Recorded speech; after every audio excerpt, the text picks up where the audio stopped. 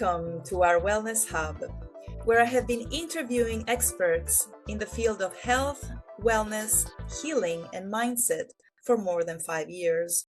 Today, we have an extraordinary guest, all the way from the UK. Her name is Diane Beck. She's an intuitive realignment coach and heartbreak healer. Diane, tell us a bit about yourself and what are you doing today to help women who have had a heartbreak? You say that heartbreak is often not the problem, but the portal.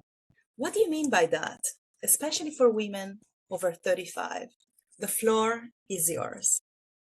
First of all, it's really lovely to see you. Thank you for having me on. I help women who are over 35 enter what I call this portal of transformational change.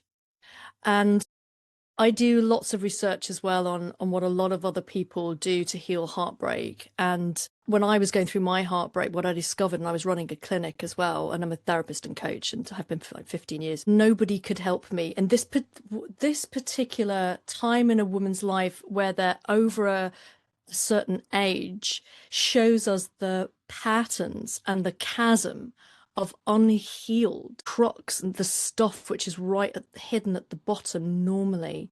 So just as an overview, I use the heartbreak as the way in to heal all of the deeper underneath pains and stresses and traumas, which are under the traumas that you're actually aware of, that typically people think are the problems, and I promise you they're not.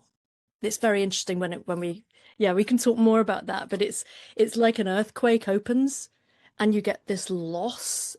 And heartbreak, it's not always a relationship heartbreak. It can be the loss of a job. It can be the loss of a pet. It's when your world cracks and you see this trance that you've been living in, this belief paradigm you've been living in, and you get the shock and awe, and it can floor you. That is an actual sweet spot to do life pivot transformation. It's an opportunity. It's like an iceberg. The tip of the iceberg is the heartbreak, but after you can dig in and reach the rest. And what happens when women try to move on without actually healing their heartbreak? How does it affect their lives? Well, because we're driven by the part of us which is not our thinking everyday mind that we rely on typically, we're actually driven by a backseat driver called the unconscious mind. And so if you're determined to just move on, and I hear this so many times with advice on social media as well, and it all sounds so well meant. The danger is that if you zip up and carry on and just push through and just try and immediately date again, what you haven't looked at and resolved is why you'd walked and talked yourself into the mismatch in the first place. And I'm not a talking therapist, and it's not that I don't like it. It's just for healing. When it comes to discovery and theorizing, then talking therapy can be really interesting for those people who just want to go down that route. But because I've been in the business for healing for such a long time, because I went down that route and it never solved my problems at all. I spent a fortune and was told eventually at the end of a lot of money and a lot of years just to pull my socks up and avoid my mother. That was basically the advice that I got from this Freudian psychotherapist. The little Freud on his bookshelf with its little legs dangling off. And I still had anxiety and it was in an absolute mess.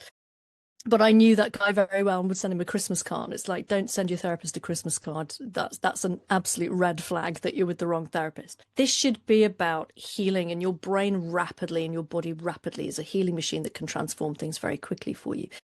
So you have this amazing opportunity to just pause, stop, go in, and actually really realign and shift back to this like deeper tectonic plate structure within you. And then the surface stuff will take care of itself. Yes, this is something actually that is I also hear from so many people that they go to therapy. Talk therapy is the beginning, but it doesn't go deep. And this is what you do. You go really deep, right? Yeah. You access the subconscious mind. And I know it's not so easy to explain, but what do you use in your program to access the subconscious? That's a really great question. So, because it can be a mystery and it can be quite confusing. Like, how would I find this stuff in the unconscious? Who's going to go delving in and peering into my deepest? It's not like that at all. Your unconscious mind, it's a terrible label.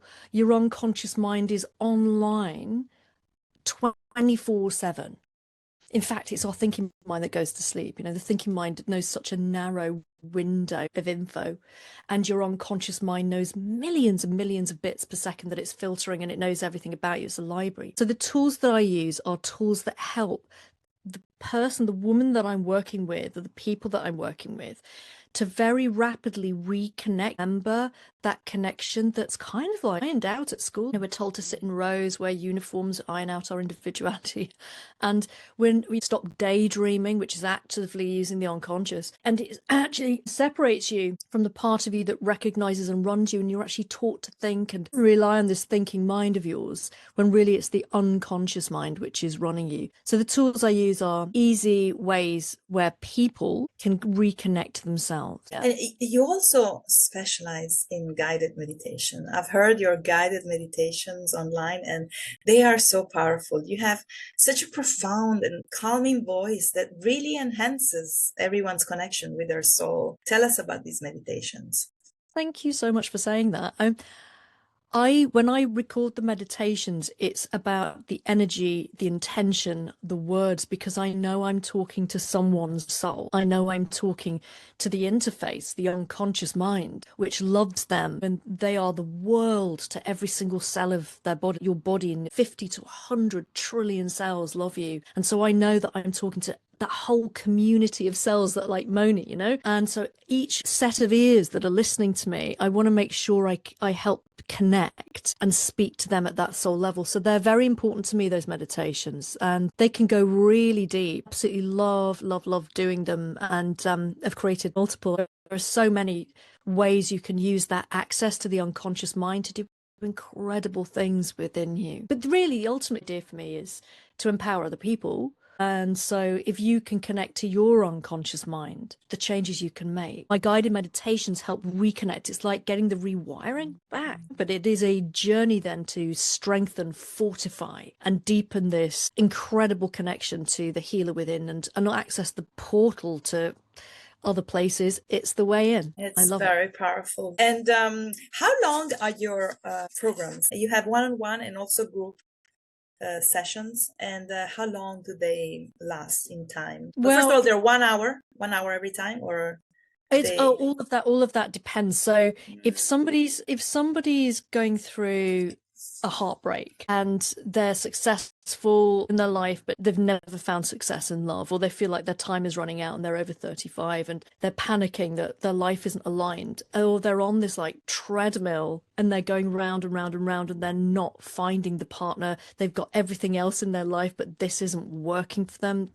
Then this course is amazing for those type of women, because it's showing you where you're misaligned. And so when they come onto the process, it is a 3-month, 12-week process of complete a life realignment using the heartbreak. It is genuinely transformational, because it goes deeper than all the typical ideas of what people think is necessary to heal heartbreak. Because like we were saying at the beginning, heartbreak is the symptom of a deeper rooted problem. And your patterns, even who you're attracted to, is a symptom of how healed you are. And you can tell how much somebody loves themselves by the partner that they're with, or the partners they've had in the past. So this really is an opportunity to look at it all and then go super deep to the unconscious, which has been driving you like a backseat driver in your life, and go to that aspect and really listen and realign. And my favorite part of that program is the self-love aspect of the program. When they've healed everything, all the emotions have gone, and in a few weeks in, all the emotions have gone, and now I've got this woman who is now clear.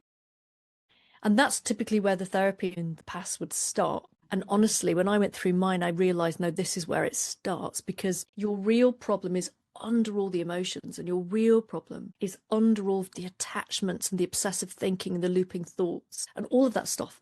If you think, imagine that chunk has gone, what you're now left with is this woman that doesn't really know who she is, perhaps has never known who she is. And so this is where the guided meditation, the guided to the soul comes in, because that's what I had to do when I went through a breakup and I was floored, and I was already a therapist. And I remember it just really hit me, and my life tipped up like a bag, and everything was around me, and I just was completely lost. And I was a professional, I was trying to run a business, I was running clinics, and I couldn't serve at all because my life had opened up, and all of this stuff which I thought I'd healed started to come up. I was like, what, again? And so it's because it hadn't been healed at the right level. So we can heal aspects of a problem. So if you've ever had as well that repeating sense that it's, yeah, I've done some work on it, but it will never really go. No, it can really go. In fact, the neuroscience can stack this up as well. But if you go to the right level, not only is it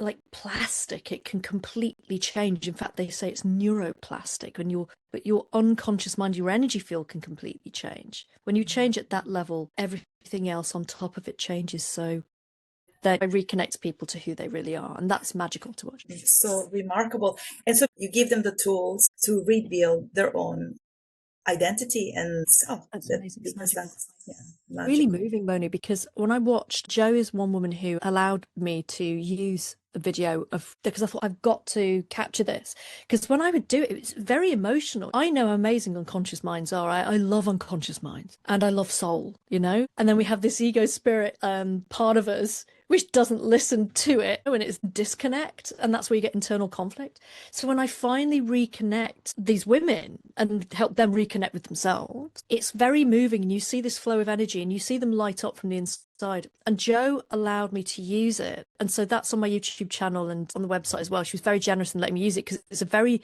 personal moment, and you can see where she connects in, and it's very moving. And I want that for all women. I feel like my role on the planet, Moni, is to help the feminine rise, you know. And so for me, thinking this heartbreak that women go through, and the stuff that they abandon themselves for people and bend themselves out of shape just to try and feel loved or worthy or enough, all the stuff that I was doing, and I didn't even realize that I was doing it. But from the outside of the bubble, you can see it, but from the inside, it's really hard. Yeah, I know. And it's hard for people to change.